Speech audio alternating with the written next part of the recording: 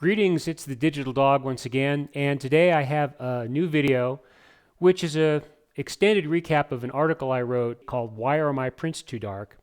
I thought I would update it and include a little bit more detail on this troubling subject that so many people seem to have. Here's what I'm going to cover today. Are your prints really too dark? It's important to test this. I'm going to talk about how to overcome this particular problem, which is display calibration and the goal of WYSIWYG, or what you see is what you get, within reason. A critical part of producing WYSIWYG is having proper print viewing conditions, and I'm going to go over to that. And then what I'll do is I'll talk a little bit about troubleshooting so that you can get a match between your display and your print. So the first question is, are my prints really too dark? A print obviously can be too dark, and what we need to do is evaluate whether or not the print is outputting too dark or whether or not it just appears too dark under a particular condition. So we need to look at a print under different appropriate illuminations to see whether or not it really is too dark.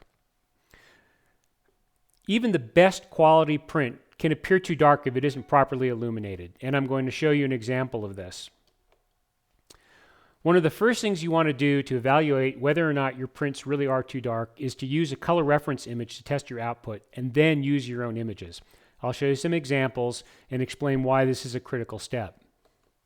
Now, photographers have been making prints for over 150 years, and yet this concept of prints being too dark is relatively recent. I believe one of the big problems is we have an intermediary device, a display. If the display appears too bright or much brighter than the print appears too dark in comparison. So that's one of the reasons we need to evaluate whether or not the prints really are too dark. In many, many cases, people who report that their prints are too dark are really telling us that their prints are darker than their display. And calibration of the display is absolutely critical. We need to calibrate our display so that when we view a print next to the display, under proper illumination that's controlled and consistent, they appear to match each other. Here is an example, a visual example of what I'm talking about. The display on the far right is a modern LCD display. The display in the center is an older CRT display, an old Sony Artisan. And to the far left is a print viewing booth with a color reference image. Now, currently in this image, what we're seeing is the print being illuminated by this fluorescent GTI booth. What I'm trying to illustrate here is that you don't have to necessarily purchase a very expensive print viewing booth. You can use something as simple as a Solex task light, or you can build your own print viewing booth. But what's important is that we have consistency. What you're seeing here is that on the far right, the display is set for what is called 150 candelas per meter squared. And candelas per meter squared is just a metric of luminance. So the display is set for 150 candelas per meter squared to match the viewing booth on the far left. This particular booth has a digital dimmer in the bottom left corner, and I can raise and lower it to any value I want between 0 and 100%. It's currently set at 80%. Now, the two, although you don't see it necessarily in this capture, they do visually match when you look at them side by side. The display in the center looks too dim because its maximum backlight intensity is 95 candelas per meter squared. So what do? We either have to lower the print viewing conditions on the booth, or if we're using the Solex lamp, move it further away, or raise the luminance, which is not possible with this old display technology. What we want to have is a display, and about 90 degrees from that display, a print viewing booth or method of consistently, correctly viewing our prints. And we want to make sure the two of them match in intensity. And we can do this either by raising the backlight intensity of the display or raising or lowering the viewing conditions within reason. Now, in order to test this all out, what I recommend you do is download a color reference image. And there are a number of them on the web. Some of them are free. There are 2 on my website. There are others on the web that you can download. And you want to use this for testing because the RGB values in these particular images are correct for output. That means that if your color management workflow going out to print is sound, you will not get a print that is too dark. Obviously, if you're using something like an inkjet, you want to let this print dry down for several hours before viewing. And it's also a very good idea to view these color reference prints in different locations. Under the print viewing conditions next to the display, maybe outside during daylight hours, in a room that has adequate illumination. And I'll talk about this more in detail.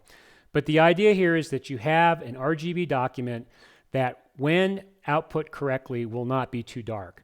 And that's why it's called a color reference image. If the print appears too dark no matter where you view it, then you've got a problem somewhere else in the color management chain. It could be an incorrect profile, it could be incorrect print driver settings. But basically, if the print looks good, it isn't too dark, no matter where you view it in an appropriate illumination, then we know we can move on and use your own images and try to make a match to the display. So here's two examples that you can download from my webpage. I've got the URL up where you can download them. They're free. The image on the left is a very wide gamut image in ProPhoto RGB. The image on the right has gradients going from black to white. Will help you decide whether the print really is too dark. It happens to be in Adobe RGB. And I left a URL for a really great set of color reference images called Roman 16. These are not free. This is a highly recommended set of color reference images. But the two that I referenced on my webpage should be sufficient to use for deciding whether or not your prints really are too dark and for calibrating your display for a match. Now, the question is, are your prints too dark? Yes or no? Now, before I get into detail about these two images, we need a full disclosure here. The images that you're about to see are a simulation only. And I don't want you to think that because I set up these two images under two different viewing conditions, this is exactly what I perceived.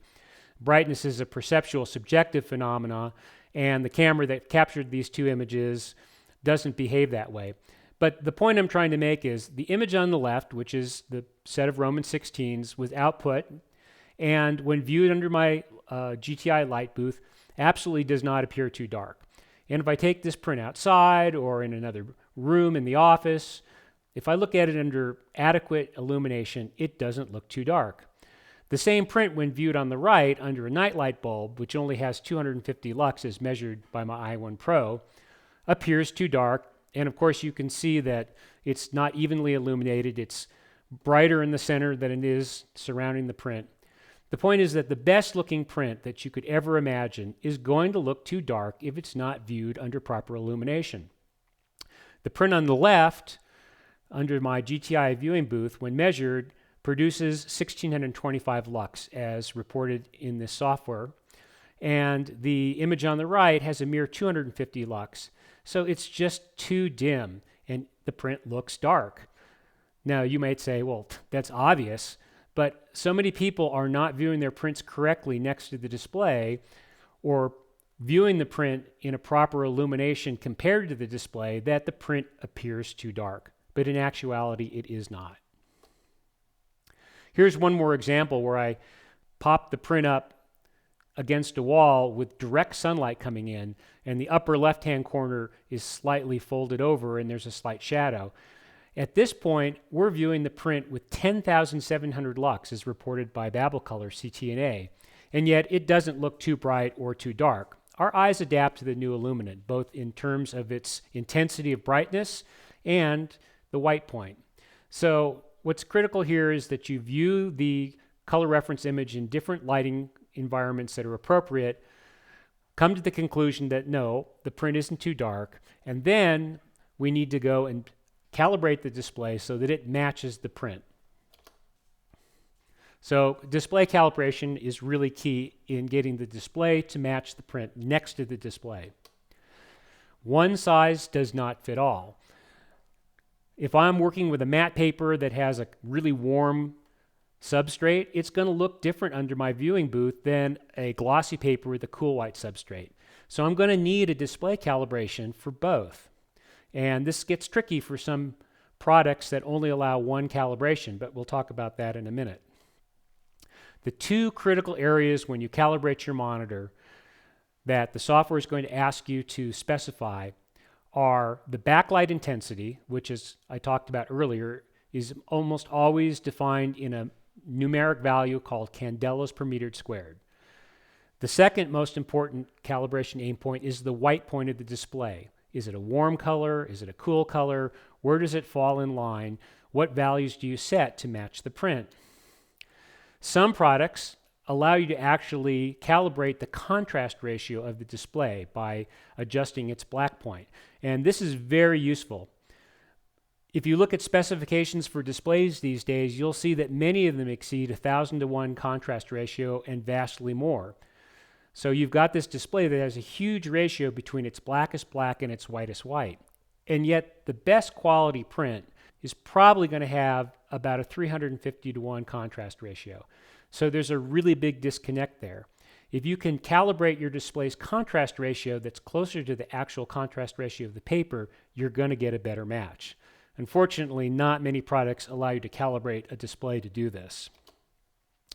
Anyone that tells you that you should always use a particular value, like 90 candelas per meter squared or a white point of 6500K, at best they're giving you a starting point. The worst thing you can do is simply put those values in, calibrate your monitor, and think you're going to get a match. Unless someone knows exactly how your prints are going to be viewed next to the display, any value they give you is at best iffy. You're just going to have to use trial and error and get the values that produce a match. Those are the correct numbers to use.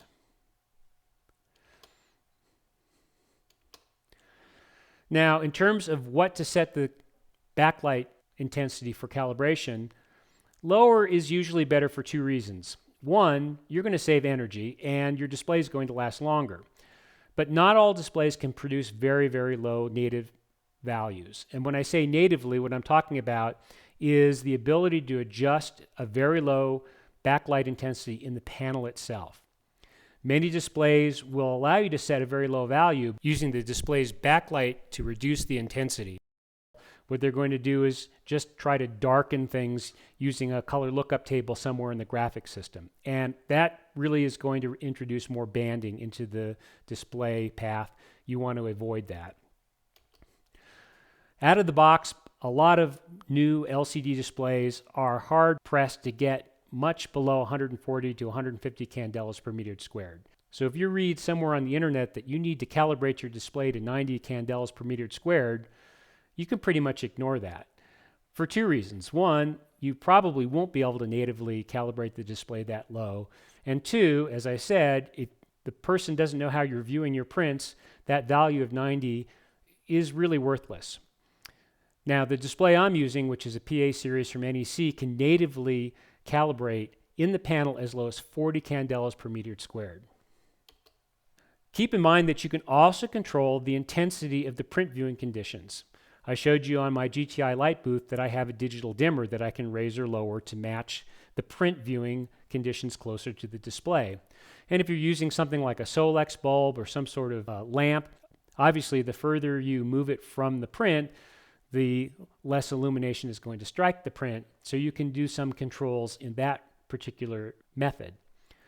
A digital dimmer on a conventional bulb will change the white point of that bulb. That's not a good way to control the brightness that you see striking the print itself. The other calibration aim point that we need to set is the white point of the display. And that's usually defined in either a Kelvin value, which is a correlated color temperature value, or using a standard illuminant value like D65. And again, your mileage may vary. The color that you select is going to be based on a number of factors: the print paper, the lighting of the print next to the display, and of course the display itself. The correct value is the one that produces a visual match. The other thing is that few software products really give you the kind of control you need to fine-tune this important setting. If you have a product that has just a few presets for color temperature, chances are you're not going to be able to nail this important value to get a match. And I'll give you an example in a second. Here's a URL for more information about the PA series displays I'm using. So this is the software I'm using currently from NEC, It's called Spectre View. And what you can see up at the top, target settings, I have a drop-down menu currently set for AR's photo editing. And this is one of many settings that I have, in this case, to match an Epson printer using luster paper to my display. The white point is set for 5750K. Why? Why not 5500 or 6500? Well, as I was going through the trial and error process of calibrating and viewing the print next to the display, 5750K was the value that produced the white point that matched the paper that I was viewing. I have the display set for 150 candela per meter squared, as you can see on number 3. Why 150? Well, 150 was the value that produced a brightness match between the display and my GTI viewing booth. And lastly, I've set the contrast ratio to 300:1. Again, a little bit of trial and error, but all of the settings I've discussed were set simply because when I view the image in Photoshop or in Lightroom with a soft proof, and I look at the print next to the display, I get a visual match. Over on the right, I'm just showing you how I can go and set the custom white point in many different ways. I have it set for 5750K. There's an option in the software where I can set the values for 5750, 5751. I have a very fine level of granularity to set the white point. There's also an area below that is not on called Visual Match, where I can simply move sliders and values until I get the appearance of a match for the white point. So having this kind of control is really critical in getting the best match between your print and your display. So viewing the print and the display. The goal is what you see is what you get. And 100% match just isn't possible. We're looking at an emissive display and comparing it to a reflective print. But what we want to do is get as close as possible. The less guessing we have to deal with, the more likely we're going to get that print the first time.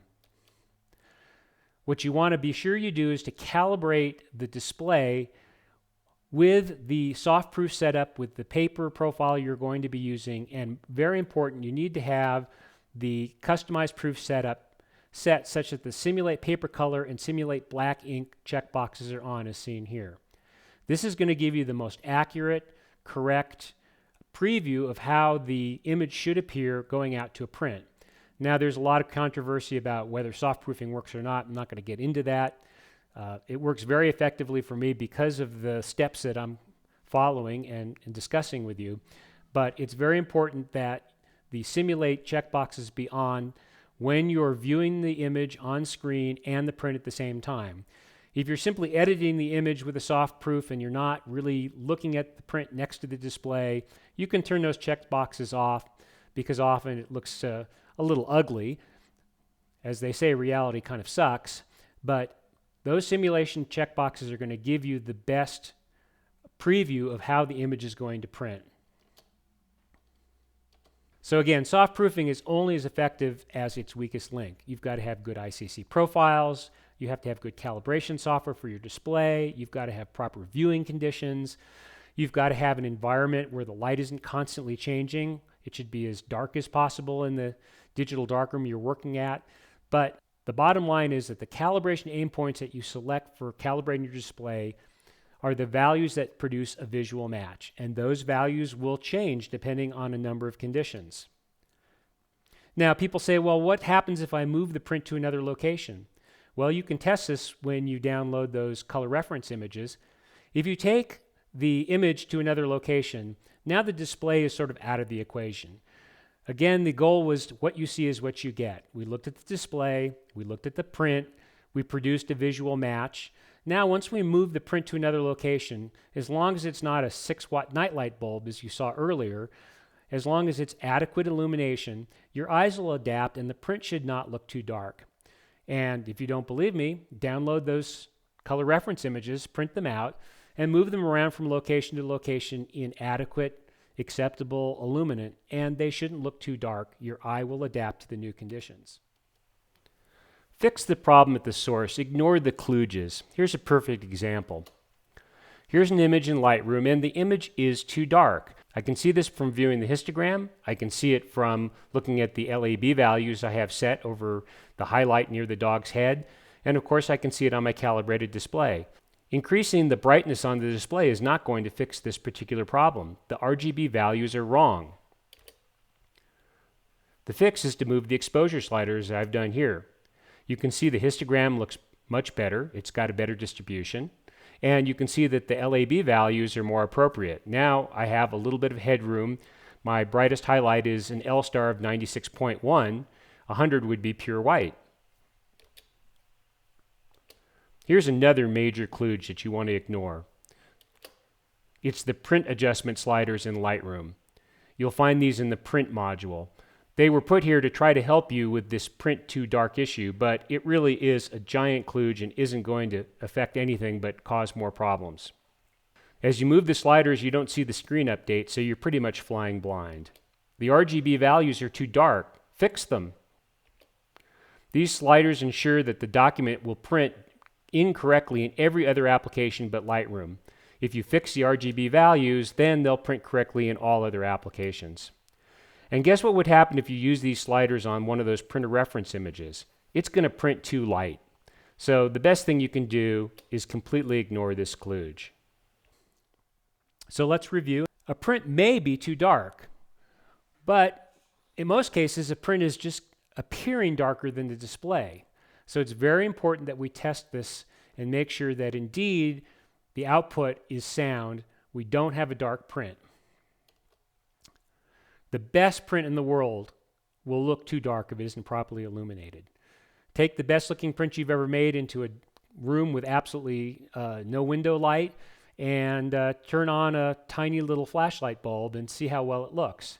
Take it outside, it's going to look completely different. The print didn't change, the illuminant did, and the quality of the illuminant is critical.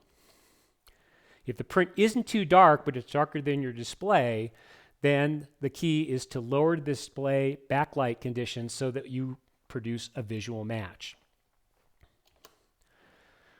The correct value for white point and backlight are those that produce a visual match. Your mileage will vary.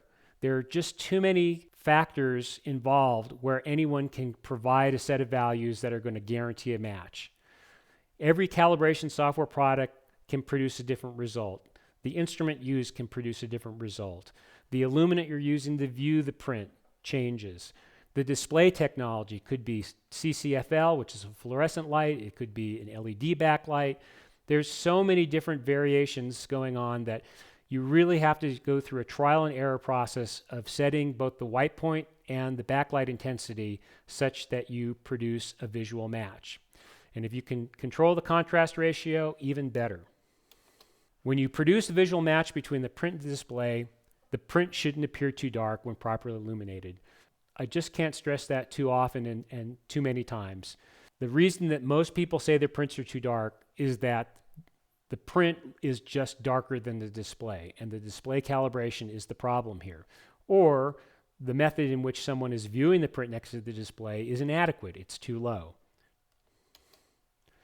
So what you see is what you get is the goal. It's not perfect, but the closer you get to this goal, the fewer prints you'll have to make, the less surprises you'll have, you'll save time and money. And the goal is to get a very close visual match. If you follow these particular recommendations, I think you'll find that you can do that. The ability to produce a match is only as good as the weakest link in terms of the calibration software, the display, the way you view your prints, and the more attention you pay to these important components, the closer you'll get to the two matching. That's about it for today. Thank you very much.